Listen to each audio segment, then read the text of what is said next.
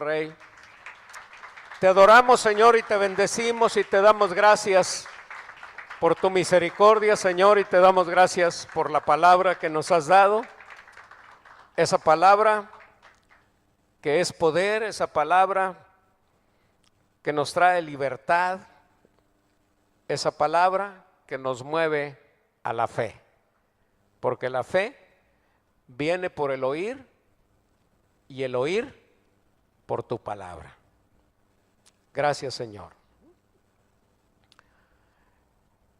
Nuestro tema es el primero de una serie que vamos a estar viendo con relación a la guerra espiritual. Es el primero y le pido que por favor no se pierdan los que vienen, porque en estas semanas le va a quedar claro a usted cómo es una realidad que estamos en una guerra espiritual, pero le va a quedar bien claro que los demonios no pueden hacer nada contra usted a menos que usted se los permita. Cuando algunas personas o naciones se encuentran en guerra y se desea buscar una solución, se debe localizar el origen del conflicto. ¿Estamos de acuerdo?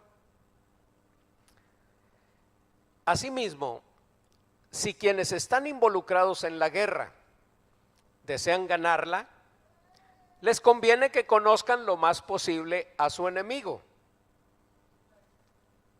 Porque conociendo al enemigo, pueden preparar la estrategia más adecuada para alcanzar la victoria. En su carta a los Efesios, vaya buscándola por favor, Efesios capítulo 6.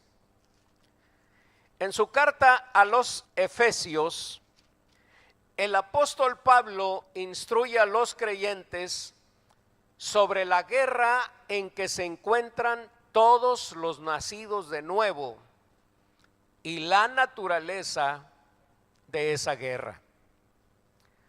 Efesios 6:12, leemos y dice: porque no tenemos lucha contra sangre y carne, sino contra principados, contra potestades, contra los gobernadores de las tinieblas de este siglo, contra huestes espirituales de maldad en las regiones celestes. Amén. Es una realidad.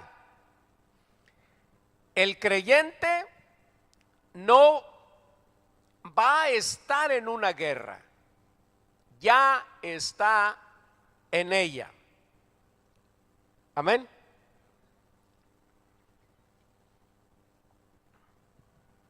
Bueno, así es. A lo mejor el amén no cabe mucho, porque amén es así sea. Pero a lo mejor sí cabe, porque pues la guerra no se va a acabar.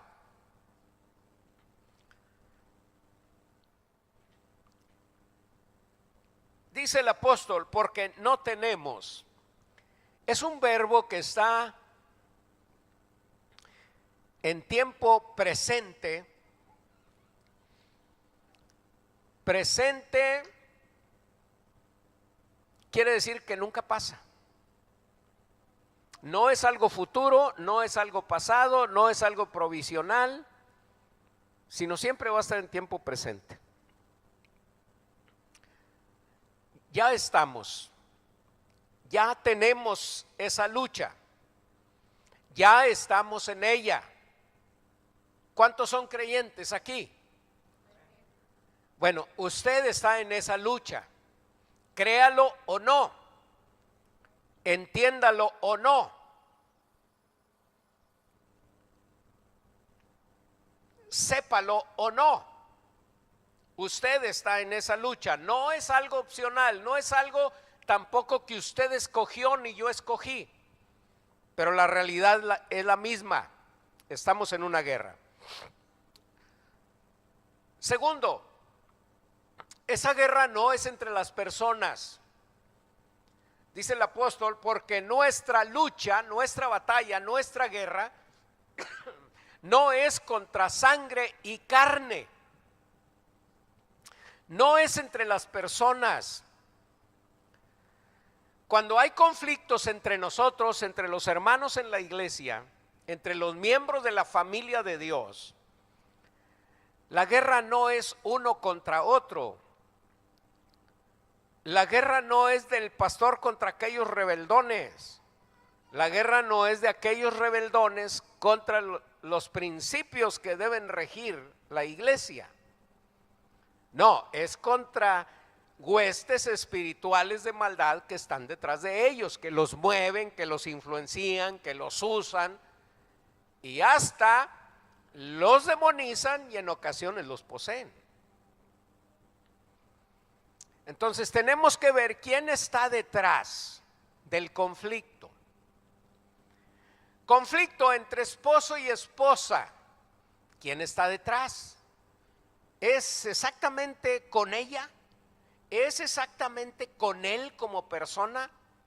¿O es contra la influencia que está ejerciendo, o más bien con aquel que está ejerciendo influencia? Entiéndase, un demonio, un espíritu malo, una hueste de maldad, o un principado, o un gobernador. O sea, estamos hablando ya de cosas mayores. Es contra un enemigo organizado.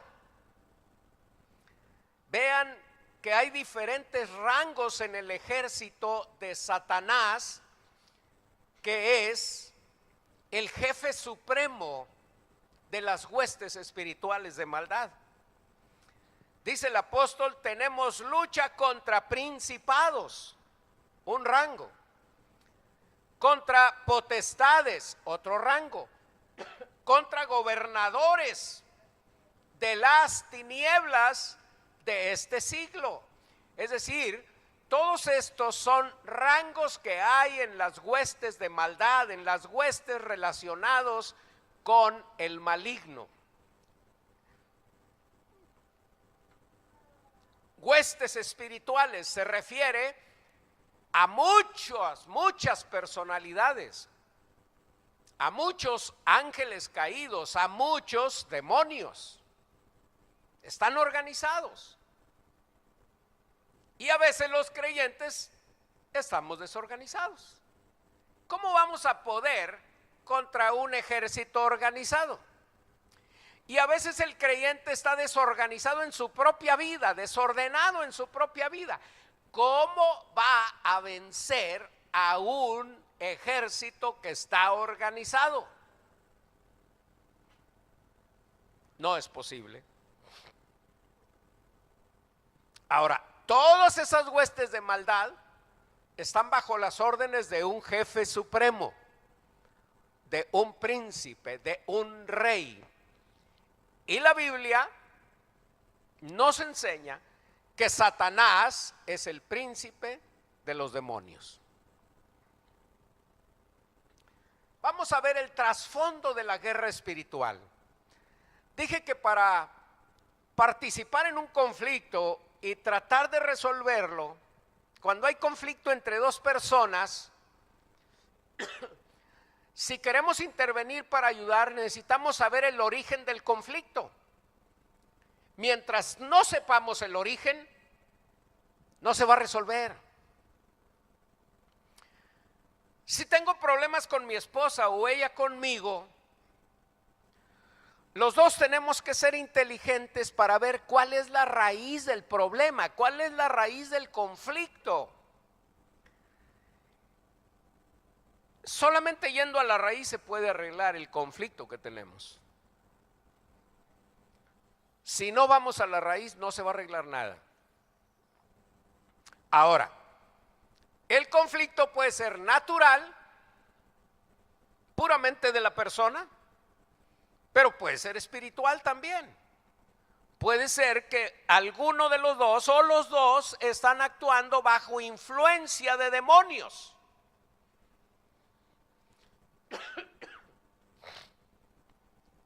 Ya no quiero decir bajo posesión, porque eso es un asunto muy grave. Para el caso es lo mismo. Tenemos que entender el trasfondo del conflicto, el trasfondo del problema, y en este caso, si estamos hablando de guerra espiritual, tenemos que entender el trasfondo de la guerra espiritual. San Juan,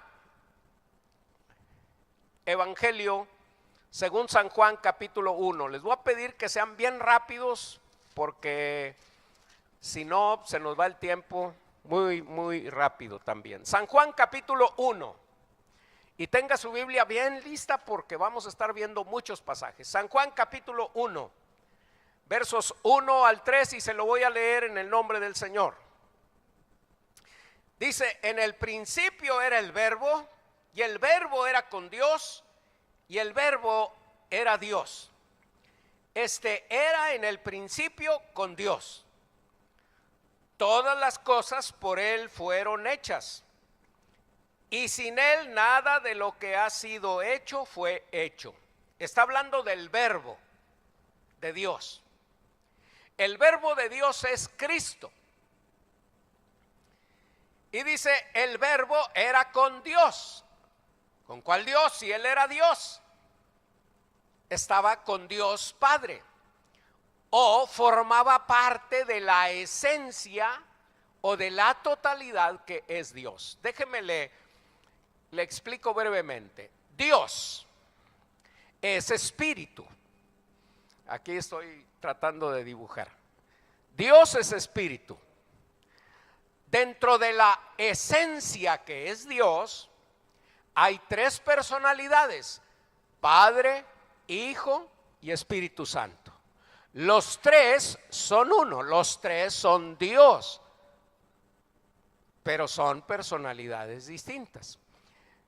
Una de las personalidades que estaba en el ser, en la esencia de Dios, era el Verbo. Pero como es de la misma naturaleza y posee los mismos atributos de Dios, el Verbo es Dios.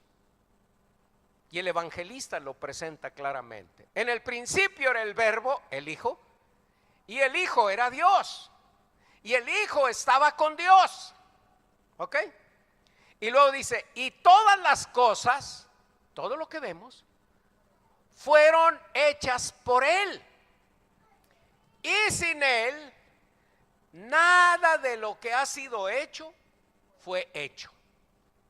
O sea, Cristo, el Verbo de Dios, es creador de todas las cosas. Esto es importante entenderlo. ¿Bien? ¿Quedó claro? Ok. Ahora, esto está sucediendo o se está refiriendo el apóstol a un pasado remoto en la eternidad.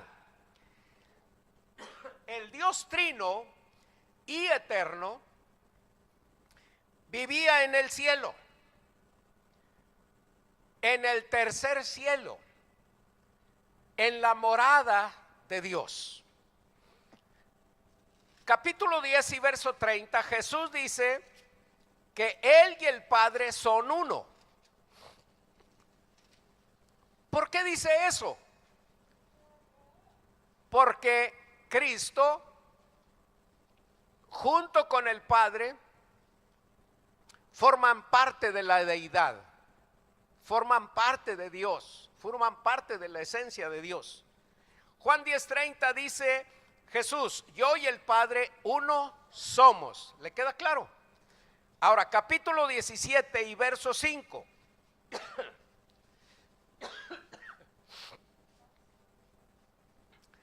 Dice Jesús en la oración que está haciendo al Padre: ahora pues, Padre, glorifícame tú al lado tuyo con aquella gloria que tuve contigo antes que el mundo fuese. Ahí Jesús está declarando que antes de que fueran todas las cosas, Él estaba con el Padre. ¿Le queda claro? Muy bien. Ahora vamos a Juan 14, verso 16. Dice Jesús cuando está hablando con sus discípulos y les anuncia que va a la casa del Padre. Está anunciando que después de que Él resucite va a la casa del Padre y que hay muchas moradas y que va a preparar lugar para sus hijos, para los creyentes. También les dice lo siguiente: conviene que yo me vaya, pero esto lo dice en otro pasaje que está más adelante. Déjeme ver si lo localizo por aquí. 16:7. No es ahí. Bueno, vamos a ubicarnos porque ya me iba a saltar. Pero Jesús les dice que se va a ir a la casa del Padre. Ahora les dice en el verso 15 del capítulo 14, verso 16: y yo rogaré al Padre. Ya una vez que Jesús esté en la casa del Padre, dice: voy a rogar al Padre y os dará otro consolador para que esté con vosotros para siempre, el Espíritu de verdad, o sea, el Espíritu Santo, al cual el mundo no puede recibir porque no le ve ni le conoce, pero vosotros le conocéis porque mora con vosotros y estará con vosotros. La esencia de esto es: Cristo está diciendo: voy a la casa del Padre. Cuando está en la casa del Padre, yo voy a rogar que mande al Consolador hacia ustedes. ¿Dónde estaba el Consolador? ¿Dónde estaba el Espíritu Santo? Con Dios, en el cielo. Entonces tenemos en la Escritura la demostración de que en el principio de todas las cosas, Cristo estaba con el Padre y el Espíritu Santo. Los tres estaban en el cielo. ¿Ok? Estoy ubicando todo esto para ir al origen de la guerra. Ahora, el Dios Trino, es decir, el Padre, el Hijo y el Espíritu Santo en conjunto, crearon todo lo que había y hay en el cielo. Vaya a Colosenses capítulo 1 y verso 16 y se lo leo. Si no lo encontró, escúcheme por favor. Dice: porque en Él, o sea, en Cristo, en Él fueron creadas todas las cosas, las que hay en los cielos y las que hay en la tierra, visibles e invisibles, sean tronos, sean dominios, sean principados, sean potestades. Todo fue creado por medio de Él y para Él. Y Él es antes de todas las cosas, y todas las cosas en Él subsisten. Y Él es la cabeza del cuerpo, que es la iglesia. Amén. ¿No le maravilla esto? ¿Le empieza a entender? En Cristo, o por medio de Cristo, fueron creadas todas las cosas, visibles e invisibles. Las cosas visibles: tierra, árboles, flores, animales. Invisibles, ¿cuáles son? Ángeles, principados, potestades. Ahí dice: ¿quiénes están en una guerra espiritual contra nosotros? Principados, huestes espirituales, pero fueron creadas por Cristo. ¿Le queda claro? Quédese bien claro con eso. Todos los espíritus de maldad que hay fueron creados por Dios, por el Padre, el Hijo y el Espíritu Santo, pero no fueron creados como espíritus de maldad. Fueron creados como ángeles, servidores de Dios, pero no para hacer maldad. Es importante que entendamos: son creados por Dios. ¿Quedó claro? Pero a Él le están sujetos. ¿Se fijó que dice ahí? en el verso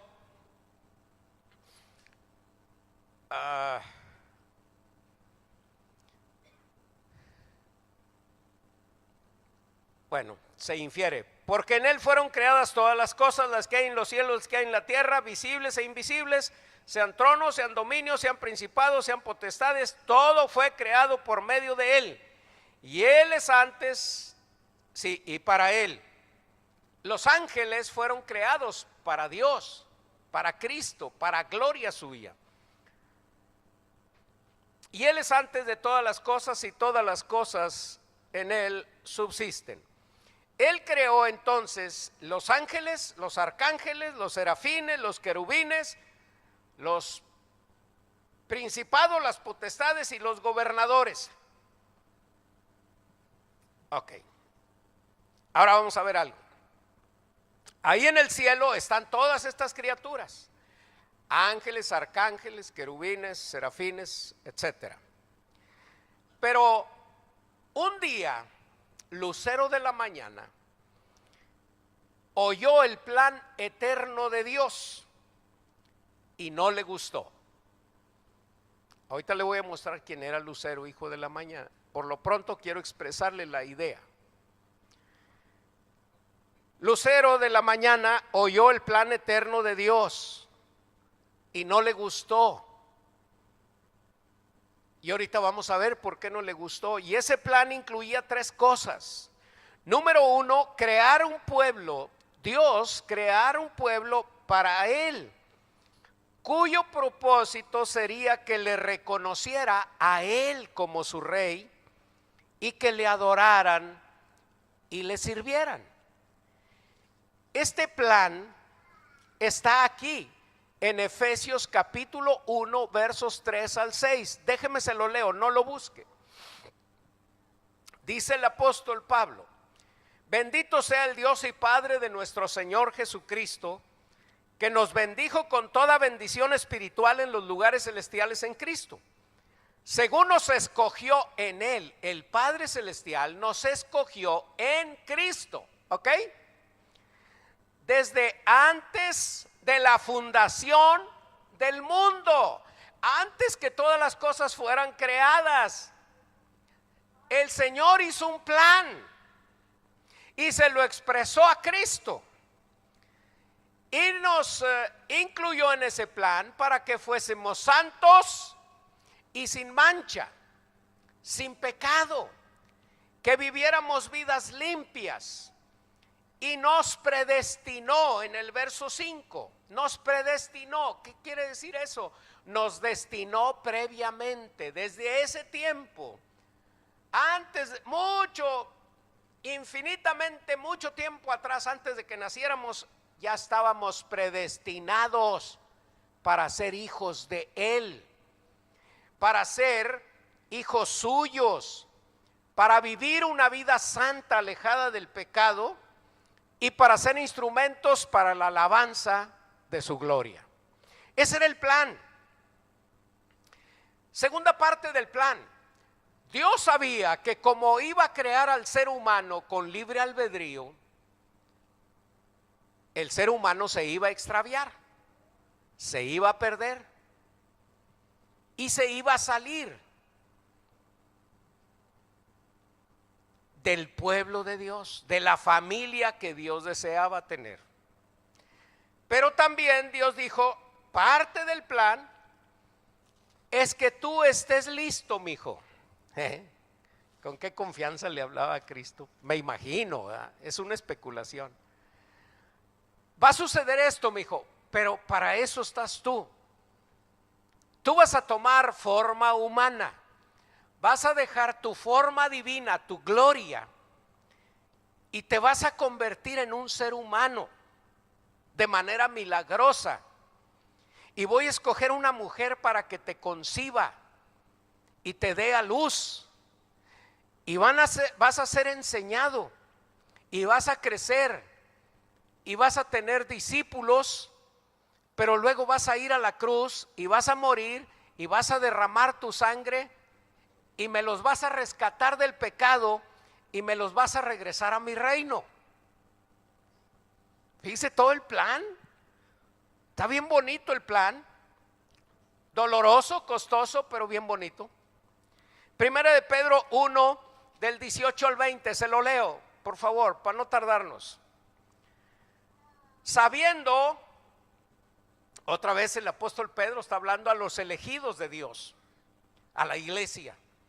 Sabiendo que fuisteis rescatados de vuestra vana manera de vivir, entiéndase pecado, la cual recibisteis de vuestros padres, no con cosas corruptibles como oro o plata. Ustedes fueron comprados para Dios, no por oro o plata, sino con la sangre preciosa de Cristo, como de un cordero sin mancha y sin contaminación. Ojo, ya destinado desde antes de la fundación del mundo, pero manifestado en los postreros tiempos, por amor de vosotros. El plan estaba desde antes de la fundación del mundo. Hebreos capítulo 1 y verso 2 es parte del plan. Dios, habiendo hablado muchas veces y de muchas maneras en otro tiempo a los padres por los profetas, en estos postreros días nos ha hablado por el Hijo, a quien constituyó heredero de todo y por quien asimismo hizo el universo. Es decir, Dios le dijo a Jesús: tú vas a ir, vas a morir en la cruz, vas a rescatar a todos los que se han perdido, los vas a regresar a mi reino, pero además tú lo vas a heredar. Mi reino, tú lo vas a heredar. Es la herencia que te voy a dar. Así que todos los que ganes van a ser para ti. ¿Se da cuenta? Y ojo, Lucero, hijo de la mañana, está oyendo todo el plan. Y dice: o sea que Dios le va a dar todo a él. Y además de tenernos a todos nosotros, se va a hacer de un pueblo de seres humanos para que lo adoren. Dos cosas que no le gustaron a Satanás, al lucero de la mañana. ¿Ya se dio cuenta? ¿Va entendiendo la raíz del conflicto? Ahora, Cristo va a reinar hasta el fin de los tiempos, en que Cristo le entregue todo al Padre nuevamente. Primera de Corintios capítulo 15, verso 24 al 28, y se lo leo. Luego el fin, está hablando de acontecimientos después de la resurrección de los muertos, después de que Cristo haya venido por los suyos. Dice: luego el fin, cuando entregue el reino al Dios y Padre. El reino de Dios que heredó Cristo. ¿Me está siguiendo? El reino de Dios que recibió Cristo, porque Dios todo lo creó para Cristo. El reino de Dios, Cristo se lo entregará al Dios y Padre cuando, ahí dice, cuando haya suprimido todo dominio, toda autoridad y toda potencia. Entiéndase, a Satanás y sus demonios. Porque es preciso que Él reine, Cristo, hasta que haya puesto a todos sus enemigos debajo de sus pies. ¿Se fija? Cristo a eso vino, a poner al enemigo debajo de sus pies.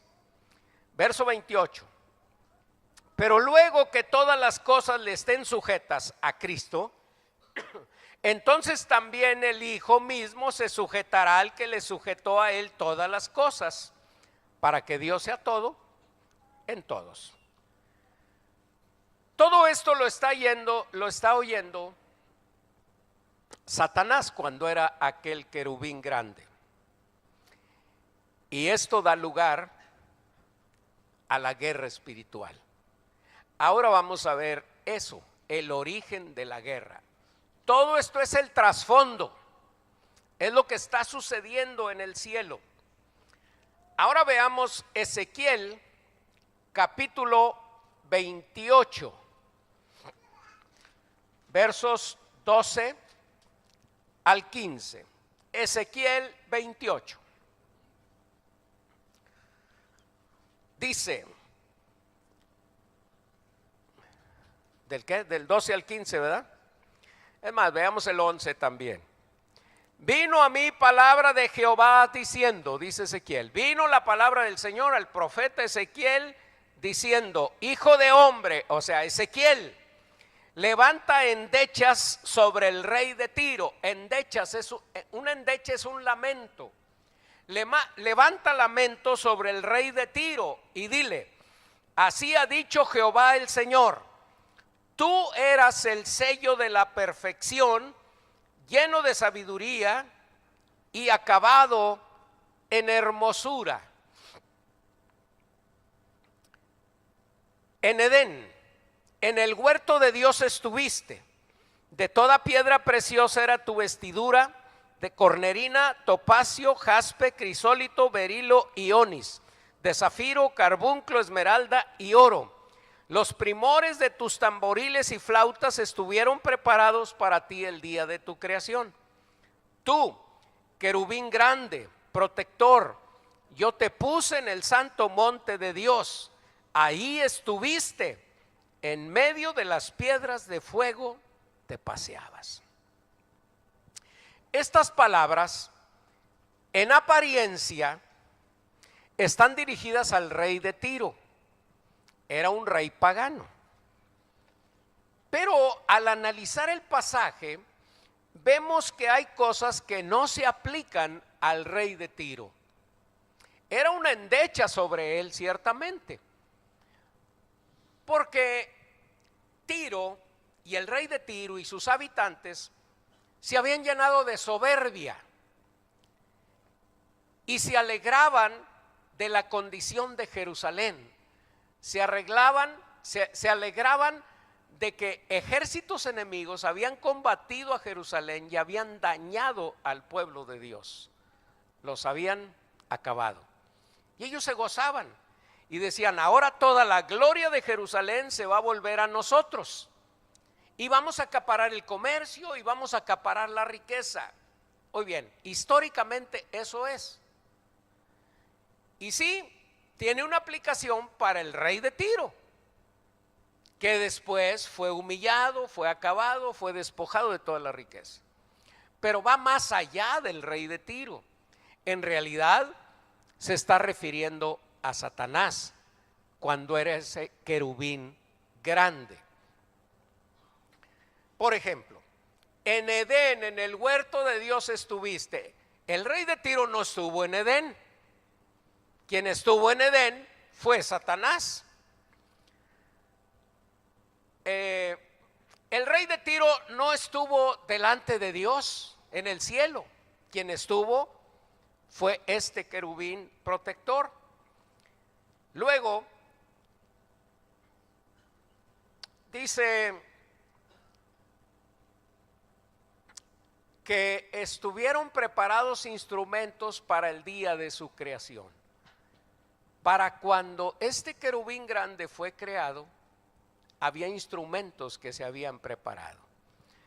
Lo cual nos hace inferir o suponer que Satanás o este querubín era, fíjense bien, era un personaje, era un ángel que tenía prominencia, que estaba al frente de los ejércitos de Dios, al frente de los ángeles, y que él probablemente era quien ministraba en la alabanza y veía la alabanza, la adoración y cómo los ángeles estaban rendidos al Señor en alabanza y adoración. Esto parece así como que no tiene importancia, pero sí la tiene. Porque cuando estás al frente y estás viendo que el pueblo alaba a Dios y que se sumerge a Dios, cuando tú estás ministrando, hay algo muy especial que sucede dentro de ti. Te emocionas, te toca el corazón, te gozas, porque el pueblo está en la presencia de Dios. Pero hay quienes se llenan de soberbia y de orgullo y entonces quieren tomar esa alabanza para ellos. Por eso tenemos tantos ministros que se equivocaron en el rumbo de su vida. Este querubín grande fue creado por Dios con propósitos muy específicos. Ser protector, vea el verso 14, dice, tú querubín grande protector. Esa era una función de este querubín, proteger la gloria de Dios, proteger la grandeza de Dios, la santidad de Dios. Esa era una de sus funciones.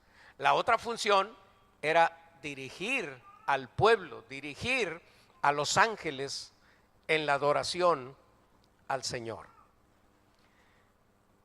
Pero él escuchó el plan eterno de Dios, el plan de redención, el plan de que Dios iba a crear un pueblo, pero ese pueblo se iba a perder por el pecado. Pero el plan de redención consiste en que Cristo, al derramar su sangre, iba a redimir ese pueblo, iba a comprar un pueblo para Dios. Y la segunda cosa que no le gustó, aunque era el director de alabanza, aunque debería proteger la gloria y la santidad de Dios, no le gustó que todo Dios se lo fuera a dar al Hijo y que al final de cuentas el Hijo le regresara todo al Padre. Él no estaba contento con eso. ¿Le queda clara la idea? Muy bien. Entonces, ahí empezó el pecado del universo, cuando él se llenó de orgullo. Isaías, vamos al profeta Isaías, capítulo 14. Espero no estarlos perdiendo. ¿Vamos bien? ¿Le está quedando claro? Qué bueno, porque si no, pues me obliga a volver a empezar. Isaías 14, 12. Dice: ¿cómo caíste del cielo, oh lucero, hijo de la mañana? Cortado fuiste por tierra, tú que debilitabas a las naciones. Tú que decías en tu corazón, subiré al cielo, en lo alto, junto a las estrellas de Dios, levantaré mi trono, y en el monte del testimonio me sentaré a los lados del norte. Sobre las alturas de las nubes subiré y seré semejante al Altísimo. Mas tú derribado eres hasta el Seol, a los lados del abismo. Satanás oyó el plan, no le gustó, se llenó de enojo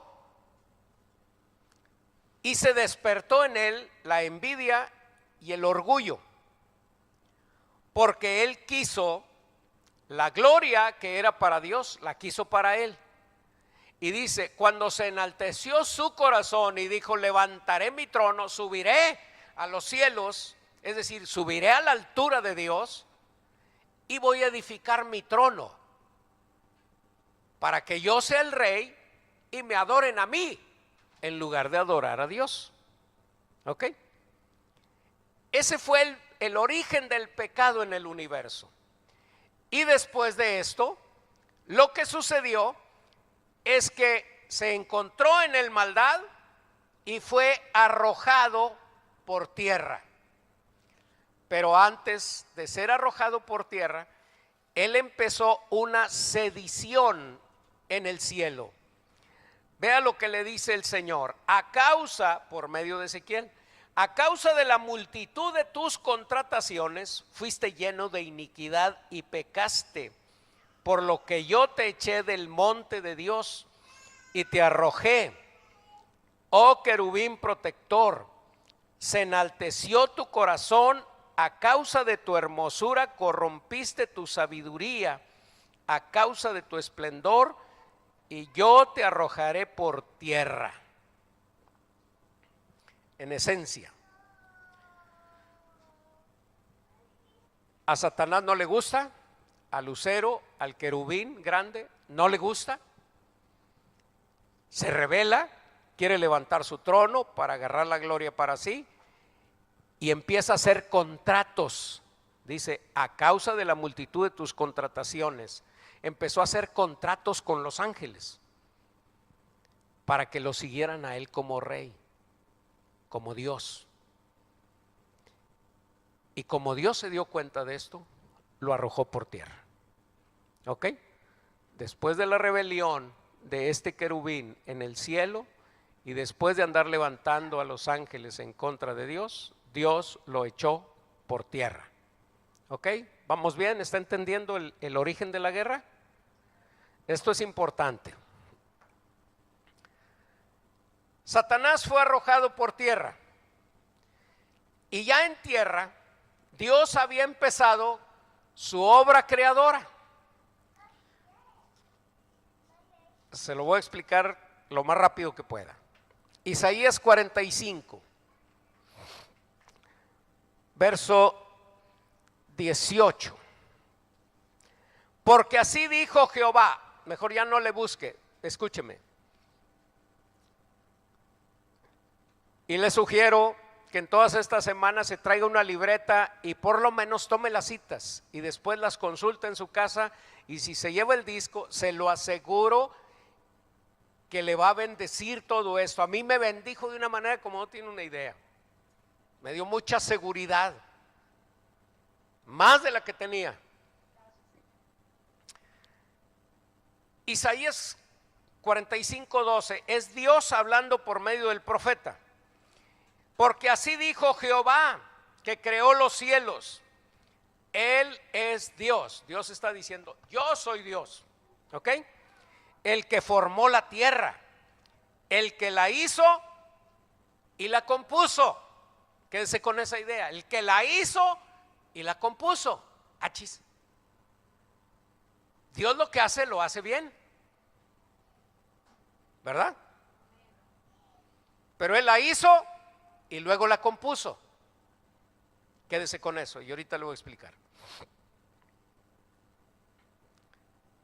No la creó en vano, para que fuese habitada la creó. O sea, que tenía un propósito la creación de la tierra. En el verso 12 dice Dios, yo hice la tierra y creé sobre ella al hombre. ¿Para qué fue creada la tierra? Para que viviera el hombre. Yo, mis manos extendieron los cielos y a todo su ejército mandé. Ok. Satanás se rebela. Él está haciendo su sedición, está levantando a los ángeles en rebeldía hacia Dios. Pero Dios ya empezó su obra. Creó todo por medio de Cristo. El Padre, el Hijo, el Espíritu Santo están en el cielo. Satanás está oyendo, está haciendo todo su asunto y sublevando a los ángeles. Mientras tanto, Dios está trabajando y crea la tierra para poner en ella al hombre. Todavía no creaba al hombre. ¿Ok?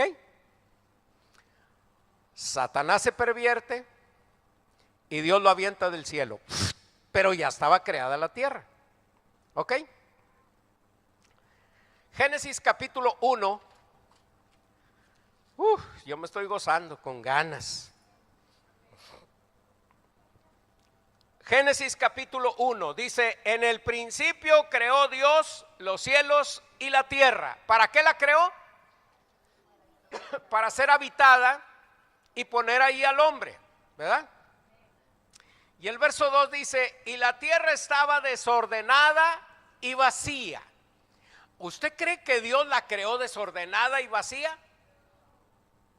Dios la creó para que viviera el hombre. Tuvo que ponerle oxígeno, tuvo que poner las cosas en orden, no le iba a entregar un caos. Luego, como la tierra cayó en un caos, porque dice aquí que estaba desordenada y vacía. Cuando Satanás fue arrojado por tierra, era tanta su furia que desordenó lo que Dios había creado. ¿Le queda claro? ¿Ahora comprende mejor ese versículo? Satanás desató su furia contra la tierra. Satanás tiene mucho poder y desordenó la tierra. Y donde está Satanás hay desorden. Y donde se mueven los espíritus malignos hay desorden. Donde el diablo está hay desorden. Si el diablo está influenciando una vida, es una vida desordenada lo que vamos a ver. Así que cuando estamos viendo a alguien desordenado, tienes que pensar, ¿es algo natural o es algo espiritual? Es altamente probable que sea algo espiritual. Que le vaya quedando claro eso.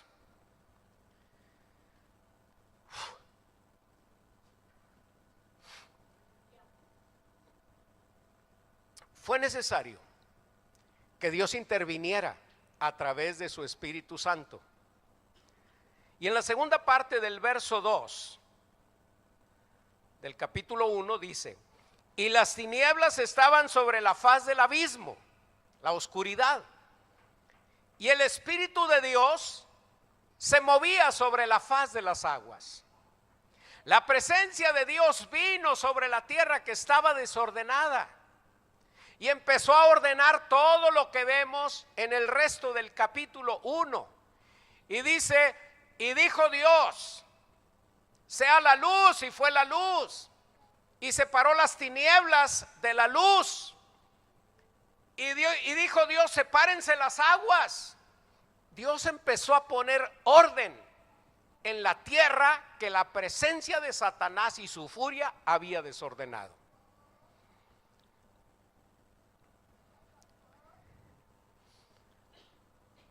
Y después de que Dios ordenó todas las cosas, ordenó la tierra, entonces creó al hombre y luego a la mujer y formó el matrimonio, pero les dio reglas y les dijo, del fruto de todo árbol pueden comer, pero del árbol de la ciencia del bien y del mal no comerán, porque el día que coman de él van a morir.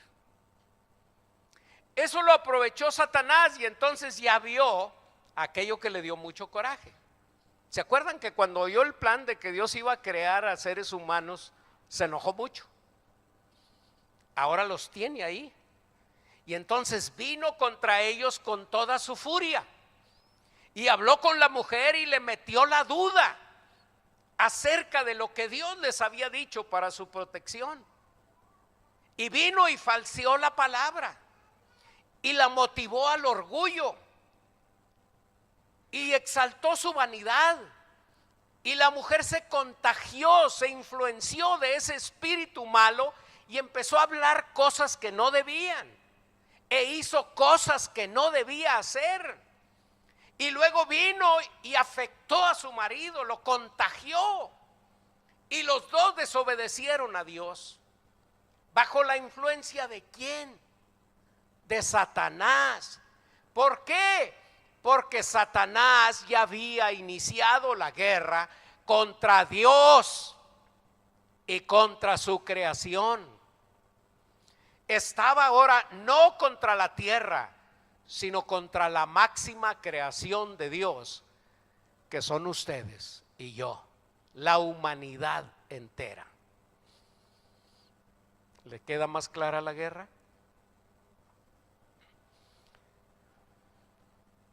¿Cómo estoy ahí?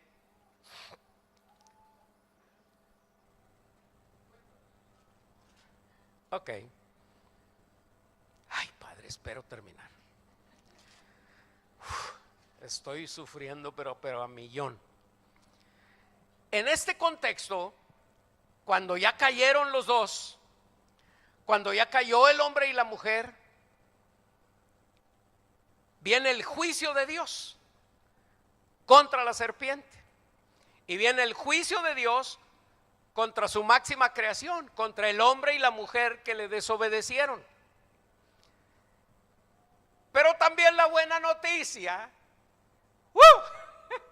es que viene la primera mención, la primera profecía y la primera frase que nos garantiza la victoria sobre el diablo. El Señor le dijo a la serpiente: por cuanto esto hiciste, maldita serás entre todas las bestias y entre todos los animales del campo. Sobre tu pecho andarás y polvo comerás todos los días de tu vida. La serpiente fue usada por Satanás. Y por eso las serpientes andan arrastrándose, por la maldición. Pero luego le habla al espíritu que estaba dentro de la serpiente. Y le dice: y pondré enemistad entre ti, la serpiente, la culebra, no, el espíritu que estaba operando a través de la serpiente. Le dice: voy a poner enemistad entre ti y la mujer, y entre tu simiente y la simiente suya. Esta te herirá en la cabeza, la simiente de la mujer te va a herir en la cabeza y tú la vas a herir en el calcañar. La simiente de Satanás son sus agentes, todos aquellos que sirven a Satanás. Pueden ser seres humanos, pero pueden ser seres espirituales. Son agentes suyos, sirven a sus fines. Esos son la simiente de Satanás, los hijos del diablo, el anticristo mismo, los demonios, las huestes espirituales de maldad. Esos son la simiente de Satanás. Y la simiente de la mujer es el género humano, la especie humana. Y por excelencia se está refiriendo a Cristo, porque Cristo vino de un ser humano. Y lo que está prometiendo el Señor es que Satanás va a ser derrotado por la simiente de la mujer, por el fruto de la mujer, que es el Señor Jesucristo. Y Él está diciendo: ella te va a herir en la cabeza. Si físicamente tú le pegas a una serpiente en la cabeza, ¿qué sucede? La matas. Y si ella te muerde en el talón, ¿qué pasa? Pues no te mueres si te atiendes a tiempo, ¿verdad? Entonces la promesa es: los creyentes tenemos el poder para darle a Satanás en la cabeza, porque ese poder nos lo dio Cristo. ¿Cuándo sucedió que Cristo le pegó a la serpiente en la cabeza? Cuando la serpiente o el diablo fue herido en la cabeza, es decir, derrotado, cuando Cristo fue al Calvario. Colosenses capítulo 2 y verso 15 dice: agárrese, y despojando Cristo, y despojando a los principados y a las potestades, los exhibió públicamente, triunfando sobre ellos en la cruz. Cristo derrotó al diablo, Cristo derrotó a Satanás, Cristo derrotó a la serpiente antigua. Está derrotado. La palabra despojar quiere decir privar a uno de lo que goza y tiene. Satanás tenía el poder de venir y hacer lo que quisiera con la gente, pero Cristo lo derrotó y le dijo: hasta aquí. Todo aquel que tiene a Cristo, Satanás no le puede hacer nada, porque Cristo lo despojó de ese poder. ¿Sobre quién tiene poder Satanás? Sobre el que no es hijo de Dios, sobre aquel que no ha creído en el sacrificio que hizo Cristo en el Calvario, sobre aquel que no se cubre con la vestidura de Cristo. Ese sí está expuesto. Pero para nosotros, Satanás fue despojado por Cristo. Está derrotado. Está bajo mis pies.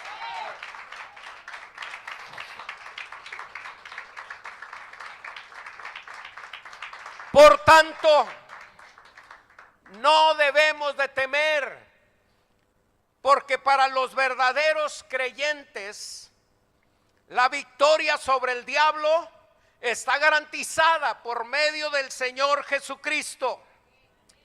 Ahí en Efesios capítulo 1, versos 20 al 22 dice: la cual operó en Cristo. Está hablando de la fuerza que operó en Cristo, del poder que operó en Cristo. El poder de Dios operó en Cristo, resucitándole de los muertos y sentándole a la diestra del Padre en los lugares celestiales, en el cielo pues.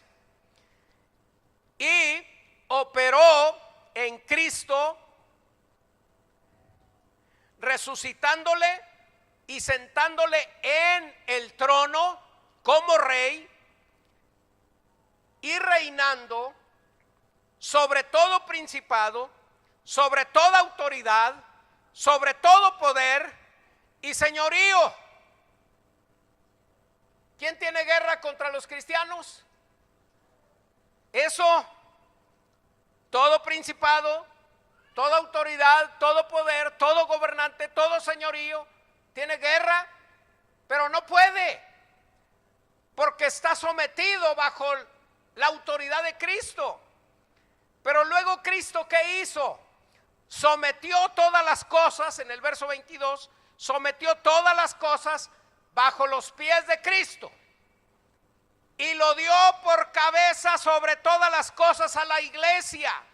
Dios sometió los principados bajo los pies de Cristo, pero Dios dio a Cristo por cabeza a la iglesia. Así que, si nosotros estamos dentro del cuerpo de Cristo y Satanás está colocado bajo los pies de Cristo, ¿bajo los pies de quién está? Bajo los pies de la iglesia, porque nosotros somos su cuerpo. Él es nuestro Salvador. El diablo no tiene poder sobre nosotros. A Él sea la gloria. Amén. Es por eso que el Señor Jesucristo, teniendo todo el poder, lo delegó a los verdaderos creyentes. Marcos capítulo 16 y verso 16. Dice el Señor: el que creyere y fuere bautizado será salvo, mas el que no creyere será condenado. Y estas señales seguirán a los que creen. En mi nombre, dice Jesús, en mi nombre echarán fuera demonios y hablarán nuevas lenguas. En mi nombre puedes reprender al diablo. En el nombre de Jesús tú puedes reprender al diablo. En el nombre de Cristo le puedes ordenar que se largue de tu vida. Sea el mismo Satanás, sean sus demonios, tú tienes poder. Ponte de pie, tú tienes poder. Bendito sea Dios para siempre. Así que, no obstante que estamos en una guerra espiritual y que Satanás es muy poderoso y está contra nosotros, Nuestro Dios, a diferencia de Satanás, que es muy poderoso, nuestro Dios es todopoderoso. Fíjese la diferencia. Satanás es poderoso. Nuestro Dios es todopoderoso. Y aunque el poderoso esté contra nosotros, no puede, porque con usted y conmigo está todopoderoso. Nuestro Dios es todopoderoso. Y como hijos suyos y verdaderos creyentes, tenemos poder y autoridad sobre esos demonios. ¿Cuántos dicen amén? Levante su voz, cierre sus ojos y dele gracias al Señor, porque Jesús despojó a los principados y a las potestades y obtuvo la victoria sobre ellos, y esa victoria se la dio a usted, que es la iglesia. Levante sus manos y su voz y agradézcale al Señor. Dígale conmigo: gracias, Señor. Gracias que tienes todo el poder, que venciste al diablo, a los principados, a las potestades, a las huestes de maldad. Y esa victoria la entregaste a la iglesia. Y por eso, Señor, declaro que el diablo está bajo mis pies, y el diablo no tiene derecho ni poder para tocar mi vida. Y en el nombre de Jesús reprendo toda obra del diablo, reprendo toda miseria de Satanás que quiera tocarme, y me levanto este día victorioso, vencedor, y declaro que mi familia no es tocada, que mi esposo no es tocado, mi esposa no es tocada, mis hijos no son tocados. Declaro que somos guardados en la mano poderosa de Jesucristo, y que toda miseria del diablo no tiene parte ni suerte conmigo. En el nombre de Jesús, en el nombre de Jesús. Gracias, Señor. Gracias, Señor, por la victoria. Levántate, levántate, Señor.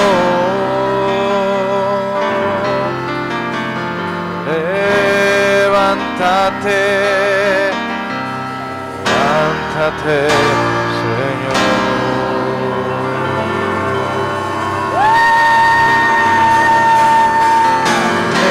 Levántate,